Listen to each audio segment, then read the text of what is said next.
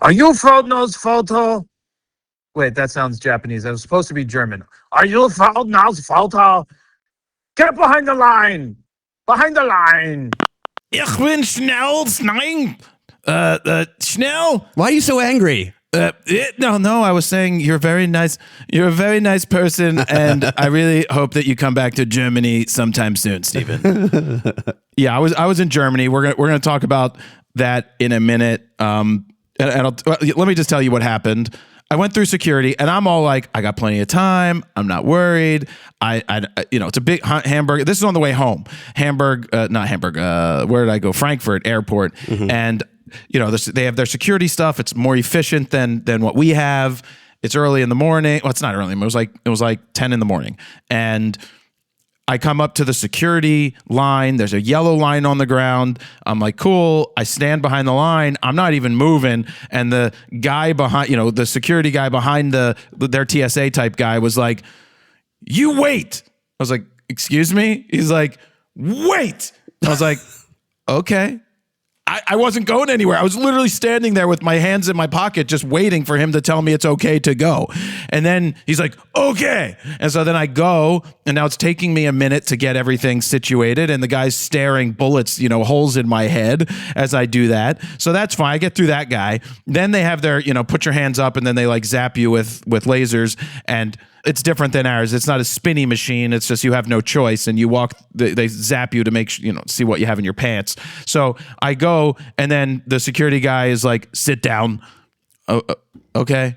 So I sit down, and then he goes, and I'm like, "Excuse me, in English, please." He goes, "That was English," and I was like, "What'd you?" I'm like, "Excuse me, what did you say?" He said, "Lift a foot." Lift your foot. Oh, okay. I'm sorry that your fucking German accent of saying angrily was actually you saying lift your foot so you could pat down this. I had to take. Oh, it was like take off your shoes, and then he was like. I was like, fuck. Didn't sound like German. Didn't sound like English to me, sir. And I just was like, okay.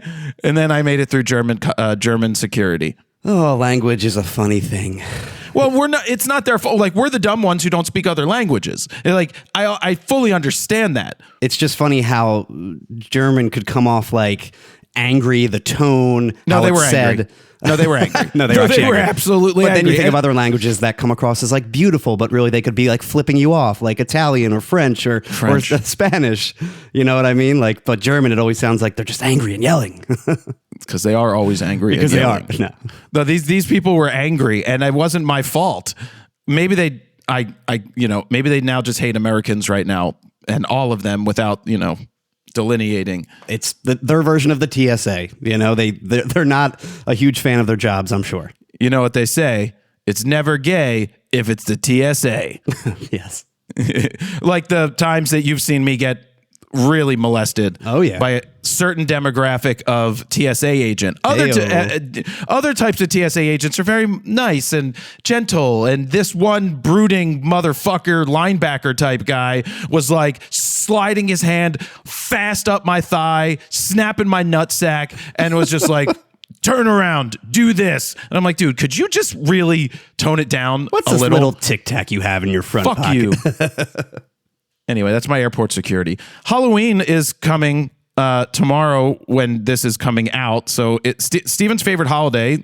And it's not my favorite holiday, I'll tell you that. It is your favorite. You make such a big deal. You set up decorations. You dress up your daughter. Every holiday for me, we set up decorations.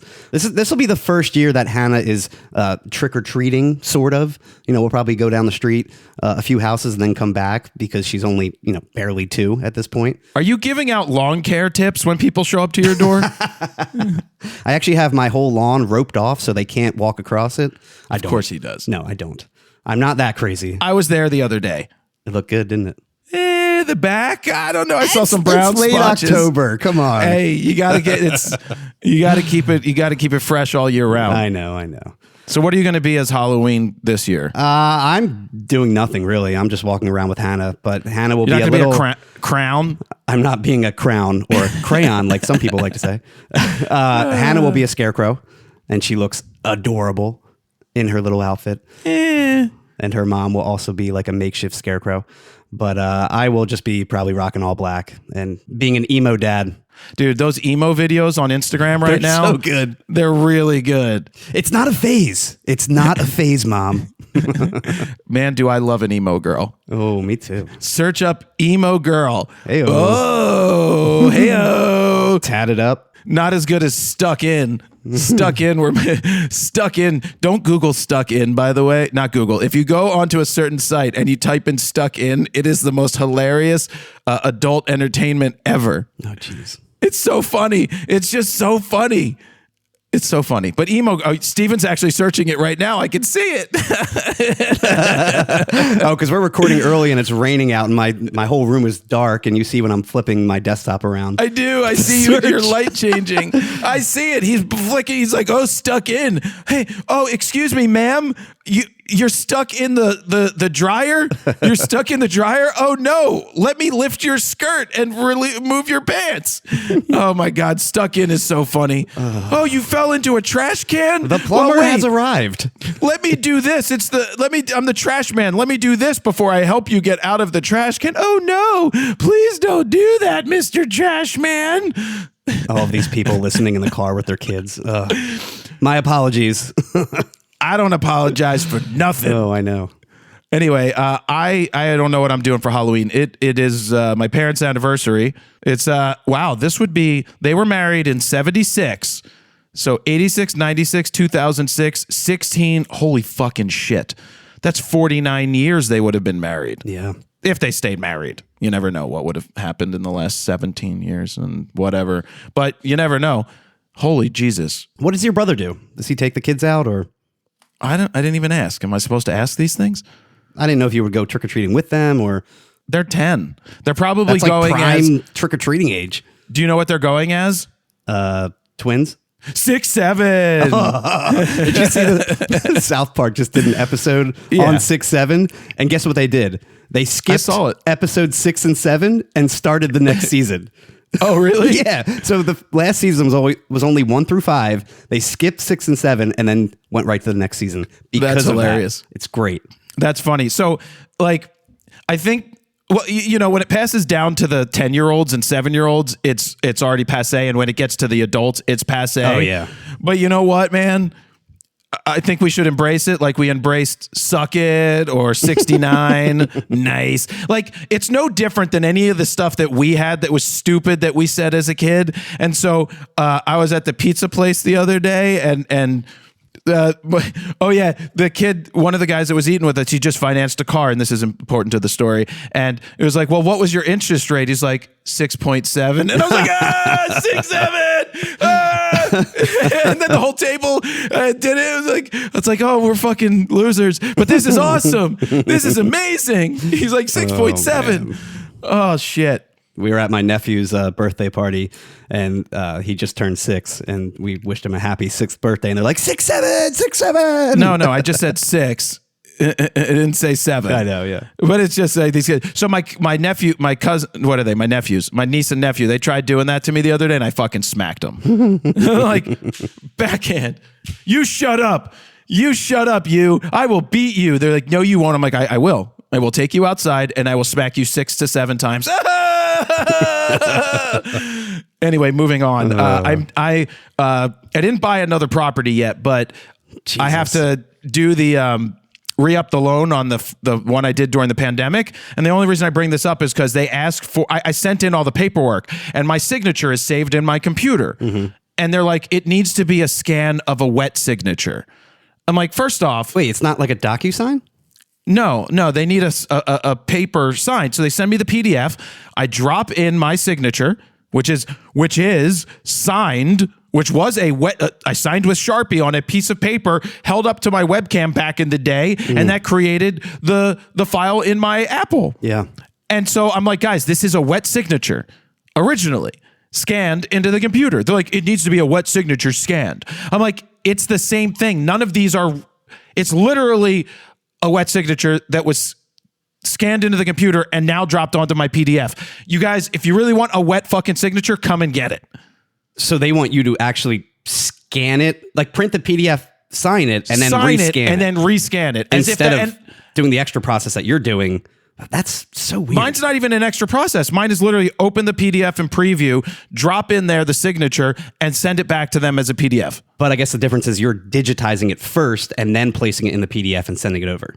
No, well, that was a wet signature at one point. I get your point, but I fucking signed it and sent it back anyway. But I was like, guys, look, it's the same signature. It's the same freaking thing. Yeah. That's how it is. Like, get over it. how do they even know is the question. Well, that's what I said. Oh, I guess because it's an actual PDF digital form and you're not getting a scanned. Yeah, I see. But it's the same form. No, I know. Yeah. It's the same form. It was just stupid semantics. I just wanted to bring that up. We had that a few times, I feel like, on NDA briefings where we had to sign and they sent it back saying, no, you have to actually sign it. We're like, why? Like, it's a digital signature. It's the same thing. These days, it's the same thing. Let's just say that. So I just say, yes, it's a wet signature scanned because it is. How do they know? It's so stupid. So stupid. Get over it. Yeah. Anyway, moving on. Why was I in Germany? That's right. I was in Germany because Insta360, about 5 days before Germany or 6 days before they were having a trip, were like, hey, do you want to come to Germany for something for the Ace Pro 2 that was already announced and go to the Leica headquarters? Talk about last minute. I was like, sure. Let me think about it. And I'm like, are you paying for first class? I did. Of course, do that's that. your first question. Of course, it was my fucking first question. They wouldn't, but I wouldn't have gone unless I found a direct flight out of Philly, because a direct flight out of Philly is 7.5 hours. If I had to connect somewhere else, you're adding another 5 hours, 6 hours to a trip. Mm-hmm. And so I just would like there was one that would switch through Zurich to go to Frankfurt. When we went to Germany, I swore we did a connector somewhere. Didn't we went to England first, right? And then we went to Germany. No, we went to Poland first. I remember going to Heathrow at some point. Well, we had to go to probably Heathrow to connect to Warsaw. Is that what it was? Okay. When we went to the ghetto. I mean, man, that was what, 11 years ago? 2014, right? You'll have to look at we went to the AVNs in 2014. Well, it was Photokina. I'm pretty sure it was 2014. It was Photokina. I don't know which version of it probably was 14. It wasn't 12, but no, it's every 2 years. Yeah, 14. It started in 10, then it was 12, or I first remember it in 10, 12, 14. Mm-hmm. But there's an airline called Discover, which I've never heard of. Started in 2021, and they're a part of Lufthansa. They're considered like a budget international. I don't know how it's budget when it's a $3,000 ticket. Oof, still, yeah. It was a $3,000. I mean, oh wait, I did pay for it. They have to reimburse me. That's what they have. That's how they do it. They better fucking reimburse me. Let me make a note. Get reimbursed. Give me my money back. And then interest. So I sat in economy, and everything was fine. My big concern was my dad's birthday was Friday, mm-hmm. and the event technically went from, I don't know, everybody got there Tuesday, and then Friday actually turned out to be like a free day. They didn't actually schedule anything, which is what I hate when a company does. Don't give me I want time to do stuff, but don't just schedule a free day when I'm in a foreign country and know nothing what to do. Yeah. And I have to go fend for myself. So anyway, I needed to get home for my dad's birthday, and my flight was Friday morning at Friday afternoon, 1:30 Frankfurt time, got me in at 4 in Philly, and I made it in time, thankfully, to do it. But I wasn't going to go if I had to do a connector. One of the big reasons I went is I knew that Peter McKinnon was going, and we have never had a chance to fully hang out. We've encountered each other, we text all the time, but we've never had time to just hang out. And so that was one of the reasons I was going, and it certainly wasn't because of Leica, to go to Leica. I'm surprised they let you in the building. Well, I got to the front gate and they're like, wait here. In a very angry tone. No, I got to Leica and you know what I noticed? A lot of gray hairs and really white lab coats walking around. No. Doctor. There were a lot of Porsches in the parking lot, but there were a lot of, I should have made some videos in the parking lot of that. You didn't take any videos, did you? I did, of the monolith that I had to put into Photo News Fix, which was kind of funny. But that's it. But it was funny because 2 stories that I had in Photo News Fix ended up being things I could take quick clips of and send home to Philly. That's so funny. No, I noticed that there was a lot of older gentlemen who came over to Leica for the day. There's a hotel at Leica headquarters. There is a hotel for guests to come who are Leica, fangirls. It's only $5,000 a night. I don't know how much it is a night, but everything is expensive. I did see a lot of old people. I did want to yell at one of them who had like an M11 and they were using the LCD screen and not the rangefinder. That defeats the whole purpose of the camera. And we'll get into the EVF camera coming up. Excuse me, sir. You have a Leica. Can you please shoot it Leica right? Please. No, Insta360 put on a good event. I'm very particular about my events. The food did suck as normal in Germany. You know, food is just such shit in Germany. But Leica, the Leica store in there is pretty cool. It's very expensive. Yeah. I did leave with buying one thing, and that was a most expensive teddy bear. That was €125, which is $145 for that little bear. It's kind of fun because it's a write-off. I was just going to say, well, it's a write-off. It's free. It's a write-off. Well, I'm using it in content. Now. Yeah. It is a prop. I used it in Photo News Fix yesterday. I bet. I did. And I was just like, take that, bear. That's right. You're getting a search right now from the TSA agent. Oh, how do you like it? Can't believe it was $125. That's insane. $140. $40. Oh. It was €125. No tax, though. No tax. Oh. Yeah, it was great. And she's like, do you want a bag? I'm like, I fucking paid $145. I want a bag. I want a Leica bag. Did you have to show your passport for no tax? No, this was just straight up no tax. That's cool. I wonder if they have no tax on buying cameras there too. Oh, you'd save a lot of money there. It's kind of, except it's in euro, which is already more expensive than the dollar. Yeah. Except there's no tariffs, whatever. We got to go around Leica. We did their tour, which was the tour that anybody else could do. But then we did something where we went into the archive where they just have all of this old gear that they've picked up. I mean, they had all the Leica enlargers.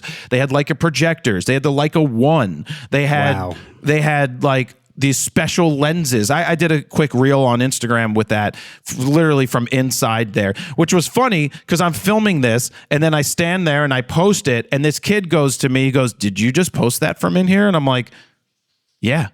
And it's on Instagram, he's AY It's Photography. He's got 2.7 million Instagram followers. He's 20 years old. I found out he's 20 because we were talking about 9/11 and oh wow. We're talking about the year 2000 and I was like, you weren't born in 2000, right? He's like, 2005. I'm like, oh, you're 20. Oh man. You're like, oh, okay. Nice kid. But what I realize is they think too hard about what to post. They just think too hard about like curating something so perfect that they think uber duper super hard about what to post. And I'm like, I just posted this reel. Like I don't care. And I know with 2.7 million, like they're trying to do a certain thing. And yeah, I get it. Then those numbers look a certain way. I mean, he went to Germany and now he's in Adobe Max. So people fly you around when you have big Instagram followings. But what I will tell you is that rarely does it translate to big YouTube followings. You see like the big TikTokers will go and on their Instagram say, my following on TikTok is bigger, follow me there. Yeah. But those numbers are not as valuable as Instagram numbers. And Instagram numbers are not as valuable as YouTube numbers for some people. Well, I think it's very hard for them to translate those short video clips into long form video on YouTube. I just feel like they can't pull it off. Most of them. Some can, but most can't. Yeah, so... And it's almost the opposite for YouTubers. I feel like they struggle to build up a TikTok audience, and they tend to have much less on the Instagram and TikTok following versus YouTube. I think it all comes down to where do you want to put your time, invest your time and energy. Yep. So there's that. Go all in on one. Well, what was really cool is when I got there, I took a 3-hour nap because I needed to because it was an overnight flight. But I met up with Peter and Maddie Hapoya in... at the hotel, and then we went to like their city center, which was rebuilt after World War II, which was a cool place, so I could test out the 25 to 200 Tamron, and it was just cool. Going around with Peter, going around with Maddie. I might show up in Peter's video or one of his videos that show up. So you're telling me you were part of the dope squad for a day? Well, right there, that was only part of the dope squad. It wasn't until later that evening that the full crew came. Chris Howe was there, and then remember I went to dinner and we were leaving. I'm like, guys, I'm part of the dopest of dopest squads. It's like the Avengers coming together. Yeah, it was like I was a part of the dope squad. How are those guys? They seem pretty cool. Oh, everybody was cool. Yeah. It was like I've never met Maddie in all Same. these years. And Peter, we've only encountered like twice in person. But like I said, we've been talking for years. And so it was just really good. We sat at a restaurant. I had tea. They had some schnitzel. And we just talked for like an hour and a half after making some content. And that was cool. And then when we got back to the hotel, Chris Howe was there. And then Make Art Now. Do you know yes. Make Art Now? Yeah, well, I looked at the list of people who were going, and he was the one that jumped out at me. I like his content a lot. He doesn't put out videos that often, but when he does put them out, you could tell he spent a lot of time on them. I like him a lot. Yeah. He was really cool. Cool. He was in the green room when you did the B&H speech. He was right behind us. I didn't know him, but hanging out, he was really cool. I liked hanging out with him. And there was, what was that other guy's name with his girlfriend? His wife's Manning? name is Morgan Manning. Yeah. David Manning. He was fun. It was just, there was a good group. And then there was we flew some people in from Hong Kong that you don't know and some other influencers that you don't know. And it's kind of like we the clicked. Chinese influencers. Yeah, we stayed together like most of us. The Rat Pack, we were the ones that they're like, can you make sure you guys are at the party tonight on time? Which we were an hour late. We were an hour late because they just knew that it was like us. Well, they really want Peter there, but Sure, yeah. it's not all the time that I walk around that there's a YouTuber that's 6 times larger than you. Dude, he's like, some guy just stopped his car and got out to take a selfie with me right before we met up. I was like, yeah, no, I believe it. One of the things that the Insta360 did with the Ace Pro 2 is they had a competition. And since it was at Leica, it was for giving away a Leica Q3. And I'm like, fuck, I want to win a competition. I don't want the Leica. Because personally, I think I would trade in an $8,000 Leica and then buy like an M11 instead and then spend $4,000 to buy a good lens. Yeah. Like I would do that just so I have it. But I don't want an M11. I don't want the one where you can't grow with it. Like that defeats the whole purpose of a Leica to me.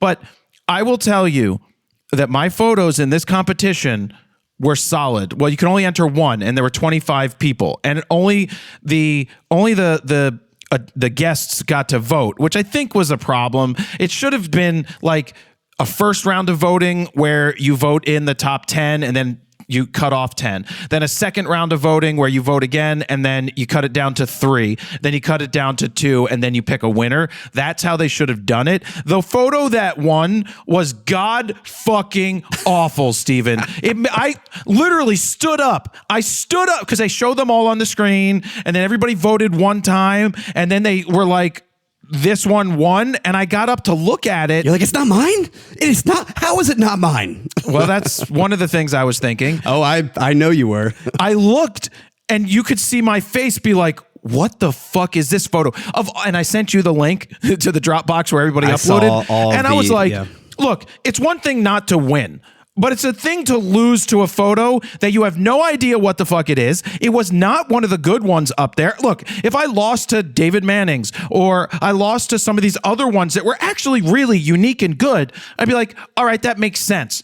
But this, I was like, I demand a recount. No, I really think what they might have done, this Chinese contingent, they might have agreed to like vote for the same guy. Like there's no way in hell that people would pick that photo. You couldn't tell what it was. It was definitely more on the artsy avant-garde style type of, photography. I will say that was not in my top 5 when I looked at the entries. Top 5, it wasn't in my top 20 out of 20. Agreed. I was very surprised that that one won. And I know you had to. Well, so what I did, I didn't want to just, since I was at Leica, I found a Leica guy. There was just a Leica fan. His name was Rolf. He was there. And I was like, hey, sir, can I take a portrait? Here's what I'm doing. Here's what I'm trying to win. He's like, absolutely. And so. Sir, you are the epitome of a Leica shooter, a white older male with a Leica Well, he's camera. German with a hat and glasses, round glasses and a Leica. Yeah. But I did too. I did a portrait and I brought the DNG into Lightroom and I blurred the background digitally and I had to make the framing right. I had to do what I needed to do. Did you mention that you had to take it with the Ace Pro? This photo? Yeah, Ace Pro 2. You had to take it with an Ace Pro 2. Yeah, so that was not the hard easiest thing. Part. Yeah. Did you shoot Yeah. RAW? Is the question. Yes, it shoots DNG, 100 megabyte file. Oof. Oh, because it's a 48 megapixel sensor or whatever it is? Correct. Wow. Yeah. and it gives you a 100 megabyte DNG. So I had to pick between a horizontal one where it was much closer to the guy's face and eye, which was really good. I like the portrait better, but I figured on the screen, the other one would stand out more. And I will tell you that the Insta360 people were like, those were really good images. Did you post these images? No, not yet. I should post them. You should. Yeah, they were good. They were good. Anyway, you need to do extra work to them. The JPEGs, and this isn't telling people anything they don't know, the HDR JPEGs were absolute shit. Absolute shit. Yeah. Like absolute garbage. And then I got the RAW files. I was like, oh. I was like, so whatever processing you guys are doing is not very good, because this is what the RAW file can do. I'm telling you, man, I think of it, I equate it to the iPhone. If you use the Lightroom mobile app and shoot RAW versus the crazy hyper compressed and over sharpened over everything JPEG that the in-camera app does, it is night and day what you can do with those files and just the raw sharpness that you get out of the photo. 100% RAW all day, man. Except, most people are just taking point and shoots, and that's fine. Like, I don't care. I don't care if someone's shooting RAW, if they're just taking snapshots, that's fine. Sure. But don't come to me and complain, like, when you look at quality of something and be like, well, it's good enough. I was like, well, it could have been better. Yeah. It really could have been better. Moving on, since I was in Germany and I was with Peter, I was like, Peter, would you like to sit down for a RAWtalk interview? He's like, yeah, sure. So we set it up. We didn't start till 10 o'clock. I think it was like 10 o'clock at night, or maybe it was a little after 9 when we finally got to do it. And he came to the room. I have my Rode microphones, just the ones that I clip on that go into my phone. And I was like, you know what? Why don't we try to film it? I didn't bring a bigger camera with me because I was testing out the 25 to 200, and I brought an A7 A7 IV. Yeah, not an A7 V, doesn't exist yet. An A7 IV, and that's what I was testing it on. So I didn't have a camera. Peter had his R5 Mark II. We're like, let's throw it on a trash can. So I moved a table around. I had to move the entire room around, set up the trash can, took pillowcases, put them over the lights, and did the best that we could. It wasn't meant to be great. It was just meant to be video of our conversation. Very raw. Yeah, very rough. Very real conversation, which was great. Yeah, it was meant to be. So what's funny, what I realized is I took notes on my phone, and then I was like, wait a second, I need my phone for recording the audio. So I quickly wrote them down on a piece of paper in the room. And it's nice that those, is it the Rode mics that you're using, the Rode Micros? Yeah, the Rode Micros. The wireless micros, they will record a stereo track, and you can do left channel being you, right channel being him, and then I can split it into separate mono tracks and then mix it from there. So I had a lot of flexibility in post to really clean it up, because the main issue is that you yell and he whispers, and you just bled into his mic the entire time. Also, regarding gear, I noticed Peter, he must beat the crap out of his camera, because his sensor had multiple dead pixels. And a lot of people commented about that, but that was the first thing I noticed when I was editing the video. I'm like, man, this camera is destroyed sensor-wise. Yeah. But look, it was the first time we sat down and had a real deal. Like, the whole point of doing the conversation was just to talk. Really, just talk about YouTube. Have a conversation. Talk about ideas. Talk about things that we worry about. Just be real. And you could see that in the comments. And that's kind of the title we were going after, too. Just an honest, sit-down conversation with Peter McKinnon. It's real. It's raw. There's no bells and whistles to it. It's just you two sitting in a hotel room having a conversation. It's as close to a conversation we would have with the cameras not rolling as possible. You're not going to get too deep into the weeds on certain things. I'm sure that there's certain things he wants to keep private. Same with you. I get it. Yeah, we go much deeper. We talk about everything in person. Like, we talk about the financial side. We talk about advertisers and sponsors. We go into all of that, into intimate details. That's one thing I think I wanted more of. Like, I want to know more about Peter and the business side of things, because that's something he rarely talks about. Also, his family side, the mental gymnastics of like being a YouTuber and being a dad and filming your life, but also keeping that part of like his life very sacred and secret. Like Casey, he never shows his kids or his wife on camera. I'm really curious what his thought process on that is. It's got to be difficult to not have them on camera when you're on vacation or filming behind the scenes or doing whatever. Like, I know with you, if you had children, you would totally make them part of your content. I'm sure you would. But Steven, I have 4 kids. I have 4 kids. You haven't seen them once. 4 kids that you don't know of. Nah, yeah, maybe. But I definitely want to know more about the business side of things for him, and again, his personal life with that stuff. Yeah. I mean, I enjoyed the conversation, and if it was 10 hours long, I would have listened to the whole thing. It was great. Yeah, I think people really got it. And the biggest takeaway from everything that I took, and I think that a lot of the commenters saw, is that we go through the same stuff, whether you have 6 million subscribers, 1 million subscribers, 600 subscribers, 10,000 subscribers. We all go through the same mental gymnastics time and time again, worrying about the 10 of 10 video posts. And, it wears on you, but the longevity is what matters, that you can roll with the punches and change with the times and not be someone who shot up at the same time as Peter that has disappeared and fallen by the wayside just because they never evolved or couldn't figure out what to do next. Well, and to back up that whole mental gymnastics statement, when you guys were mentioning like how it's defeating when you work on a video for an entire week and it gets a fraction of the views from the previous video, or it's a 10 out of 10, the whole 10 out of 10 conversation. I mean, it really weighs on you mentally as a YouTuber, and it's tough to get through that. And the whole point about you need to be consistent in this YouTube world. You can't stop. You need to keep going. Once you start, you need to be like a rocket. That's big. The point he brought up about, I hate the question, what's next? Yeah. When people say what's next. Now, I didn't have a question like that, but I did have the question of like, what do you see in 5 years? It wasn't a what's next. It was like, what do you plan on doing? And that's like the same for me. It's like, as I said, I don't see a time where I stop doing this. Like, why? Why would I? We get to play make-believe. We get to play make-believe for a living. We make videos on the internet for a living, and we get to be flown around the world, and we get advertisers and sponsors and fans and take selfies and do this stuff. It's like, I don't see stopping. Yeah, like he said, he's reached the top of the mountain at this point. Why go down? Let's just keep going and going and going.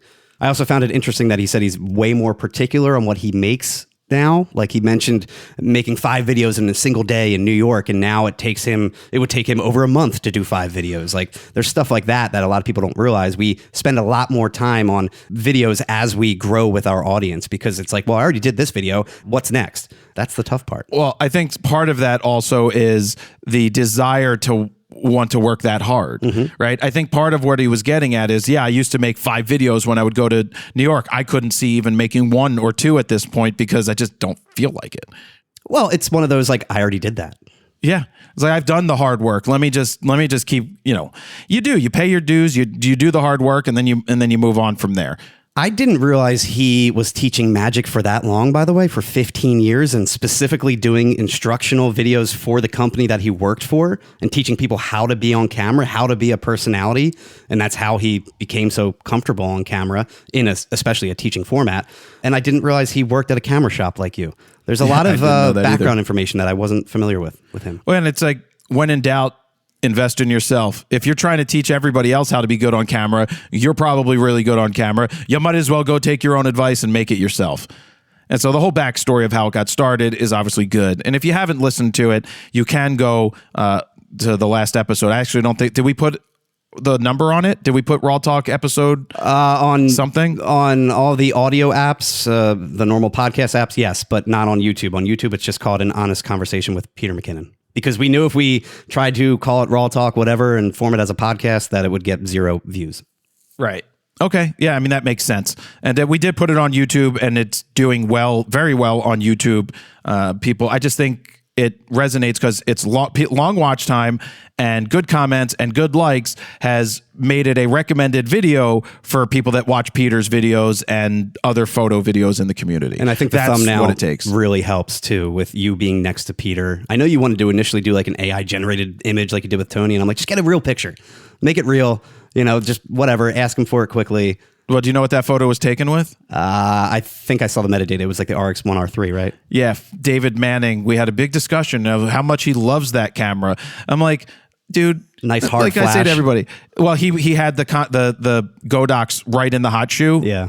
Like literally right up on it, which is fine. I mean, that's worked. what the kids Yeah. like these days. Yeah. So I asked him to take it raw, and then he sent me the raw file. A very expensive party camera. That's what it looked like. A $6,000 party camera. And he's like, it's really good. I'm going to make a video that I was wrong about this camera. I'm like, if they didn't give you the camera, would you be saying the same thing? He's like, actually, I really do like it. I'm like, but it's $5,500. $5,500, bro. Richard from DP Review felt the same way when we talked to him in Japan about it, that, he loves it. Yeah, Richard would not be using that camera if they didn't hand it to him. Will you buy it yourself, though? Yeah, exactly. Moving on, it was nice to go to Germany for 2.5 days. make a quick trip, fly home, knock on wood, got to my dad's birthday dinner with plenty of time on the way home, and got to sit there with Peter, Maddie, Make Art Now, and all of those other people. It was fun. Oh, yeah. And while we were there, we didn't know this was happening because Leica doesn't tell me anything, is at 3 p.m. German time, they announced their new camera, the M1V something. I don't even know what it's called. It's the MEV1, an M11 basically with an EVF. Right. An M11 with an EVF, except for they really shouldn't be calling it an M because part of the M line was the fact that it had a rangefinder. Yeah.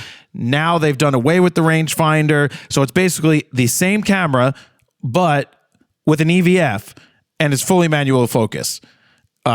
Is it a nice piece of hardware?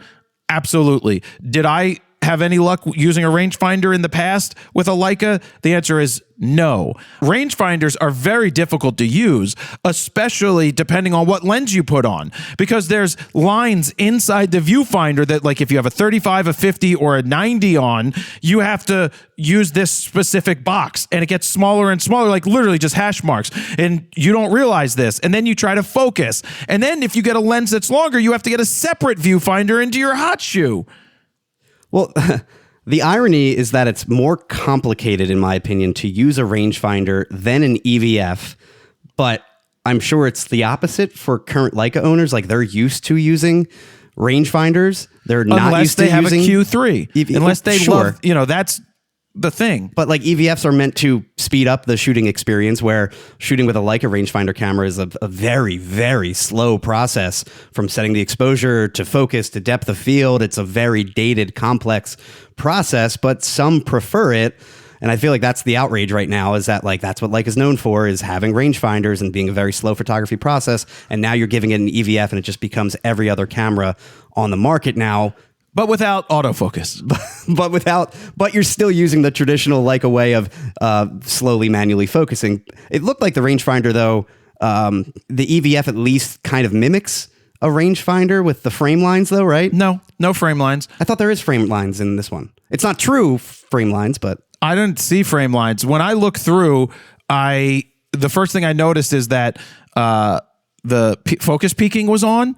And focus peaking, for those who don't know, it's basically red, and when it gets red around the edges of your subject, that means that particular part is in focus.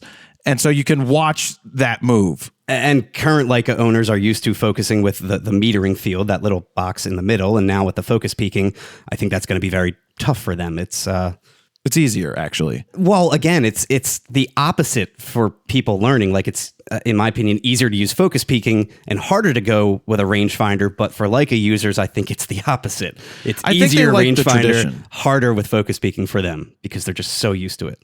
I like an EVF. Like, I'm a big fan. I like an EVF.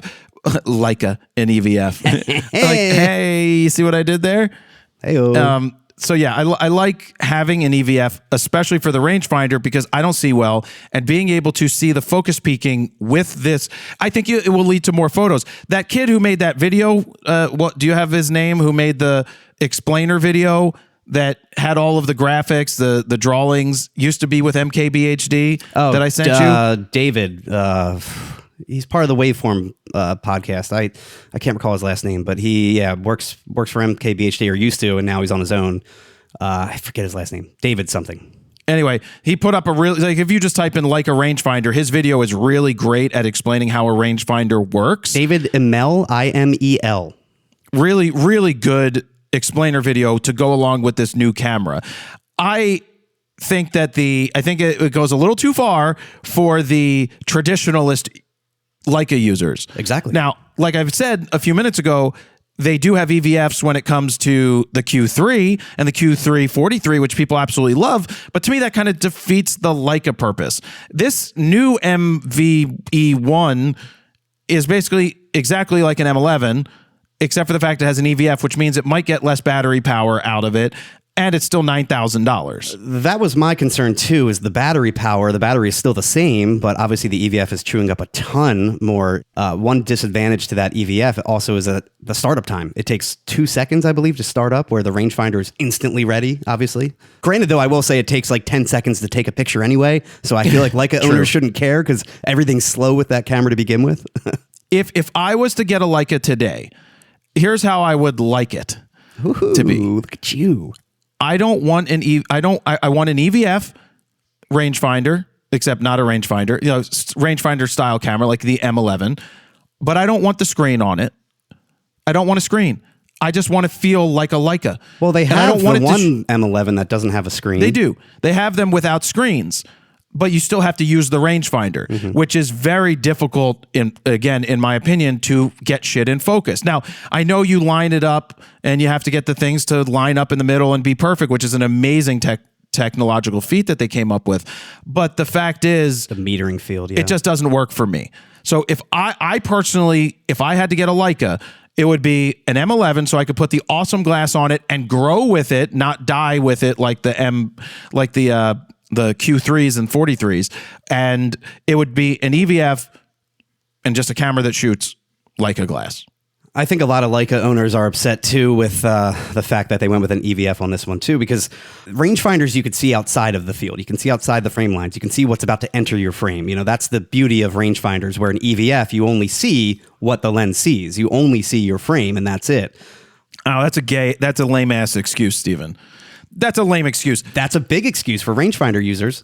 We use like mirrorless cameras. We don't For street photography, that's huge. open up your other eye. Sure, but I'm just saying rangefinder users, they really like that advantage. Well, most of them suck. I'm just going to say it, Steven. At the end of the day, though, they already have that one EVF adapter, the VisoFlex or whatever they call it, that works specifically with the M series line That's of what cameras. Adam Lerner told me. And my thing is, that's the best of both worlds. If you really want an EVF on your current M11, you can have the rangefinder and an EVF on top of that. You could do both. Or what if Leica did this one day? They implemented like a hybrid viewfinder like Fuji, but I'm guessing Fuji has some kind of patent on that. Also, Fuji's, they're not really true rangefinders like Leica's. It's mimicking more of a rangefinder, you know? But that would be really cool if they just had that little overlay. You know what was interesting about Leica headquarters? Peter had a scratched screen on his Leica. I heard, yeah. And he talked to them, and then they literally, the vice president of Leica came over and they got it from him and they fixed it in a few hours. Immediately, yeah. And he talked about this. They replaced a bunch of shit. They cleaned up. They made it great. But the fun fact was that they have parts for every single Leica camera ever made. They will go back. They could go back to the 30s and 40s and 50s and have Leica parts to make sure they can fix your Leica camera. Wow. So it's like a literal lifetime of being able to fix it. That was pretty impressive. Yeah, literal We know lifetime that's warranty. impressive. Well, I don't know if it's a warranty because they're going to charge you a lot of money, but they have the ability to go back and fix it. Yeah. So let's put the Leica rangefinder to rest there. I have only a few more minutes to do this because I have to go to my high school to speak to 2 photography classes and get ready to curse a ton. Oh, man. I haven't been back to my high school in years, probably since I interviewed Mr. Is. I was back there in for the that. day. Yeah. Back in the day. He's That no had to longer be here. 10 years ago. It's more than 10 years ago. Was it? Damn. Has to be more than 10 years. Yeah. But I've been trying to do this for over a year. I reached out to the teacher that's there and we coordinated time today. And so I'm going to drive out there to the suburbs and I'm going to speak to those classes, two of the photography classes, and share work. But I kind of want to do the Q&A. I want to try and inspire as much as I can to understand that, look, you can do so much creative stuff today with photography, videography, audio. If you become well-rounded, and just being a creative is super powerful today. You can work for anybody. You could work for yourself. Like, understand that you're young. Shit's going to take time. It's also tough because anyone can be a creative. Yeah. There's so many of them. The biggest thing that I talk to new photographers about today is how they have such an advantage if they're taught properly and mentored properly by people like me. Learn the right way to shoot, which is the way I want to teach it, and The way I do it. well, no, the way that Don't it's use a going to be, rangefinder. the way it's going to be in the new video guide, that whole method, my method works for new photographers. It gets people shooting in a matter of minutes who never have shot before and makes them competent. And the reason they can be competent is because of the gear today. And the thing is, something that took me 20 years to get down can be done in a matter of months today. Now, you don't have the experience of that 20 years, but when you start as a photographer today and you don't have to worry about exposure as much because it's right in front of your eyeball and you see it, all I tell you is start an auto ISO, shoot at the widest aperture. All you need to control is shutter speed, fast or slow. Speaking of EVFs, I mean, that's a huge advantage for beginners. IAF is on all of the mirrorless cameras today. You just need to focus on focusing and composing. And the fact that you can see depth of field in real time too, if you adjust your EVF to be like that, you could see what does it look like if I'm stopped down at f11? What does it look like if I'm opened up at f2? It's really great for a beginner to see, oh, this is what f11 means. Oh, this is what f18 means. Yep. So anyway, my goal is to actually I'm bringing some fun to photographer gear that I will. You get a camera. You get a camera. I already asked the seat. teacher. I'm like, are there any kids that are worthy of this? And I'm taking two 200 to 400s, three 1DX Mark IIIs, two EOS Rs. 1DX Mark IIIs? Oof. Well, dude, we're out of shitty cameras. I'm not giving anybody the 7Ds right now. 7D Mark IIs. Yeah. Those are good learning cameras, but I still have a few up there. Those are going to be for something else. But Oh, you never shot a picture in your life? Here's a 1DX Mark III. it's for the school. And the story goes, when I was in junior high school, I wanted to, I got interested in taking pictures. I saw these white lenses on TV and I was like, I want to do that. And so I was told to go see Mr. Wiener at he was the person in head of graphic arts, and his daughter was not named. And this is official. He did not name his daughter Anita. And we did verify this because my dad used to ref basketball over at Richboro Junior High School where I went, and Mr. Wiener would run the scoreboard, and he asked him one day, my son said you named your daughter Anita, is that true? And he said, well, that's actually funny, but no, we didn't name her Anita. There was a doctor around here. His signs are everywhere, and his name's Richard Wiener. Dick Wiener. Yep.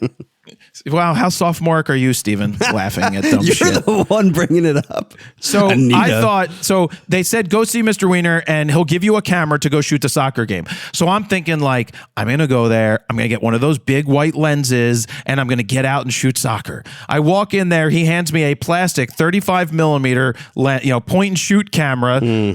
With, the lens was 35. That was it. It was just like a snapshot camera. Yeah. And I was like, what is this? And that was it. That was so now these kids are going to have the ability to have these big ass white lenses that I'm going to give to the teacher so he can do, if he wants to donate to the school, he can donate to the school. That's up to him. This way I'm giving to the teacher.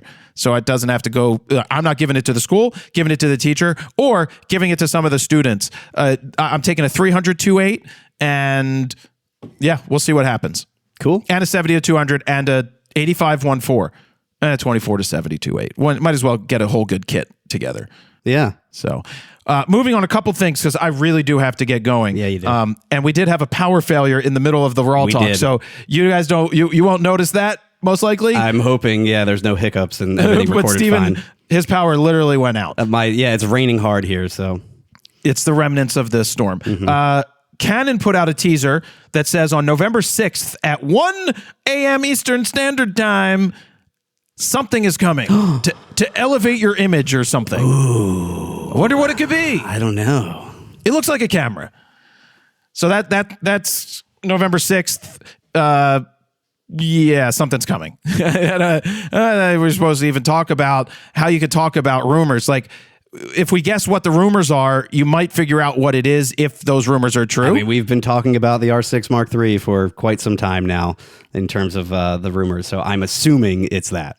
I mean, it looks like it's a camera. That type of camera. Yeah. You could see the switches. You could see the side if you brighten it up. I don't know what elevate your image means. Yeah, I don't either. I was looking at the Canon rumor specs for the R6 Mark III, and I don't see any crazy spec. Like what does elevate your image mean? Elevate your image. So that's something. So pay attention on November 6th at 1 a.m., I guess. If you want to stay up till 1 in the morning, unless you're somewhere else in the world listening, then it could be a good time for you to pay attention to the announcement. There's also some Sony rumors that we haven't heard before, but the potential for a third f2 lens, wide angle. Yeah. What? Like, what is it? 14 to 24 f2, 16 to There's 28? no way they can go that wide with an f2. That's gonna. The wider you go, the bigger the lens is in terms of if it's a wide aperture lens. Like if this is an f2, I feel like 18 to 28, 20 to 28. It's not going to be ultra wide. I prefer an ultra wide if you're going to go wide, but I don't know that 16 to 28 like ruffles my like does a number for me. Do you know how big that lens will be? Physically, I don't know, maybe they'll make it small. Maybe it'll be the same as a 28 to 70 f2. Unless they heavily rely on lens correction, which True. They are these days, but still optically for an f2, that's large optics. We're still waiting for Canon to do their version, their f2 Trinity. If Sony beats them to the punch, and we've had that 28 to 70 f2 from Canon for 7 or 8 years now, it's kind of sad. 7 years. Yeah. No, 6 or 7. 20. And 6, 7, 6, 7, 6, oh! God, that was good. I'll give you that one. I hope someone does that in school today. You got to work it into your speech somewhere. Yeah, I've been using my favorite EVFs f for stop 6 or 7 years now. My favorite f stop is between 6 and 7. But is the high school kids doing it too? I feel like it's really the young kids. They may have passed by the high school kids already. Yeah. They might be too cool for it. Oh, and then back to this Sony rumor. What will it be price wise too? I feel like if it is $3,000, I think the wider will be more expensive. Well, 11 to 24 f4 from Canon back in the day that was $3,000. Yeah, and that was an f4.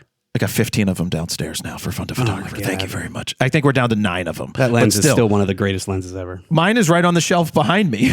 I still have it. So, but it's going to be an expensive large lens if they do it, and I don't know. I feel like it's a lot more limiting than something like a 50 to 150. I just love the speed. The focus is usually fantastic, and the look that you get is amazing. I still would like a 35-1.2 for something from Canon and Sony. That would be nice. And an 85-1.2 from Sony. An 85-1.2 from Sony. Which a lot of people claim they can't do because of the mount. Yeah, but they're proving otherwise with... Well, apparently they can do up to a 50-1.2, but an 85-1.2 requires more, and the mount's too small. Got it. A quick housekeeping note. This might be the last RAWtalk audio that we put on YouTube. We've been talking about this a lot. Like, it really looks bad for us, the numbers. Like, we know that people are listening, but there's a sub mental thing that goes on when someone looks at the page and like, well, your video average is lower than it should be because it's counting these podcasts, which YouTube told us initially wasn't going to count against the numbers, and that's why we started doing them. And we're like, but it doesn't make sense. And we know people listen. If you are listening on YouTube, leave a comment down below in the comments on YouTube and be like, I really like to listen here, but then say, why can't you just go listen on Spotify or iTunes or anywhere else where it's free, or at froknosphoto.com/podcast. You can take it with you, right? So and it's free. It's free. I just wish it didn't show up on the main video tab in the YouTube homepage. It needs to just stay on the podcast page. I wish we can remove it from the main page just to give someone another platform to listen. If they prefer YouTube, then that's great. Like, you can use the YouTube Music app, which is actually a podcast app, and that works really well if you upload it to YouTube. But YouTube itself doesn't work well because it's more video centric, obviously. Right. And for us, when you have to explain to an advertiser, they're like, well, your average video views is this. We're like, well, you're accounting for those. Like, those are no. And so I don't feel like dealing with that. And so it's possible that we might not be putting up the audio there, and you just got to get the audio where we put out podcasts every Friday when we can, on Fridays, where we try to hit the target, and get your podcast that way. And if you can text in, let us know what your preferred platform is in terms of listening to this podcast. It's It's 313-710-9729. Oh, no 6-7? There's no 6-7 in it? Oh, God. What's that number again, Steven? 313-710-9729. Hey, did you ever use *67 back in the day? all the time, yeah. 67! No, see, it was *69. Well, and yeah, there was 6-7 too. 6-7 was I don't remember what 6-7 was. 6-9 was to see who just called, right? Yeah, and to then call back. 6-7 was to block your caller ID when you output a phone call. Oh, you knew that. Okay. Didn't know that. I happened to just Google that, but I just pretended I knew that. Oh, shit. Yeah, you kids don't remember what it was like to not know who was calling. Answer the call. It was like, oh, shit. Before we got caller ID, which was insane when caller ID. Oh, just let it go to voicemail. Oh, sorry, it wasn't voicemail. Let it go to the answering machine that ran on a tape. Beep. Ah, shit. I got to go, Steven. Yeah, man. I'm surprised you're still on here because you really have to leave. Well, we lost 8 minutes with your power. Dude, I thought I was done. The power kept flickering and my was internet gonna took forever to come back on. Steven, I was going to keep going and finish the episode myself. It almost had to come down to that. And my power never goes out. Knock on wood. But yeah, today, of course, when we're recording early for once. I think it's going to go out another 6 or 7 times today. All right. All right. Guys, this is 75, right? 175? Yes. Peter was 174? Yep. All right. This is episode 175 of RAWtalk. Thank you very much for listening. Jared Polin, frontnosphoto.com. See ya. Bye.